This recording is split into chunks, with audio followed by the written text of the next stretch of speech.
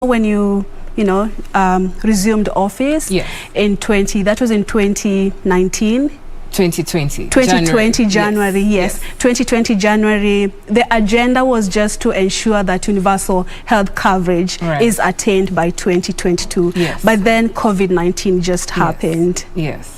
2 months into, at the Ministry of Health. Maybe you can tell us how big of a problem, is COVID-19? How much of a distraction has it caused as far as attainment of universal health coverage is concerned? Yeah. So Purity, to tell this story and to tell this journey, we have to go back, way back, to when our country attained independence. The UHC story, the UHC journey actually began all the way back to 1963, 1965.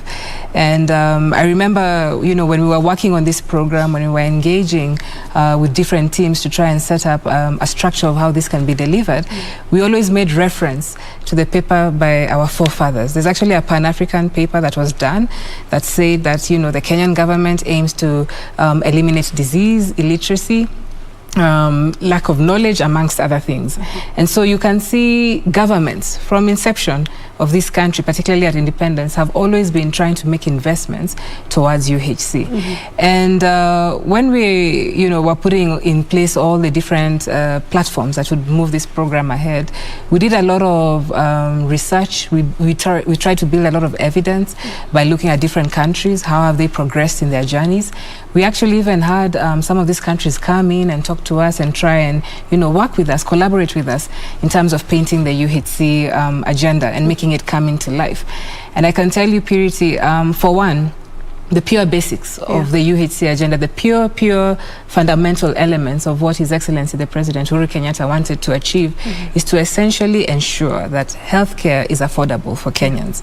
And so the big question on the table is, where are we on the journey of making healthcare affordable, and has this journey been affected by COVID-19? And here I can tell you it's a mixed bag of goodies. Some elements of COVID-19 have definitely been useful, particularly because the whole world has focused on healthcare.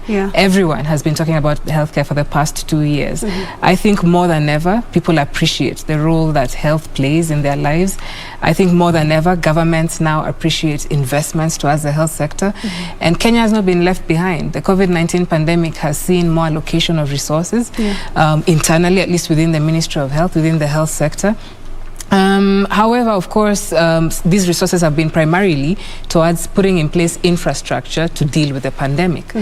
And one of the